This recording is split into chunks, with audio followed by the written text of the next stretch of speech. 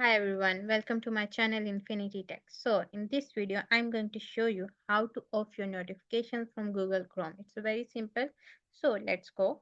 Simply you just need to go to your Google Chrome and at the top there is a button with three simple dots. You just need to click on these dots. Then go down to the settings.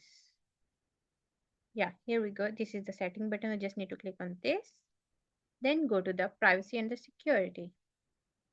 After that, we need to go to the down and click on this button, sites and settings. Just click on this. And at the bottom, again, you can find the button of the notifications. Click on these notifications. And here we go.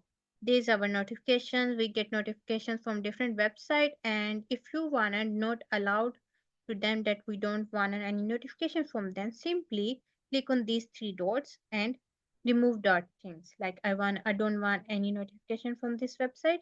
Just remove from here. Simply this website is removed and now I don't get any notification. Same goes for other websites. Simply if I go to the this part and then remove. So by following these simple steps, you can easily turn off your notifications from Google Chrome. To get more informative videos like this, just follow my channel Infinity Tech. Bye, take care.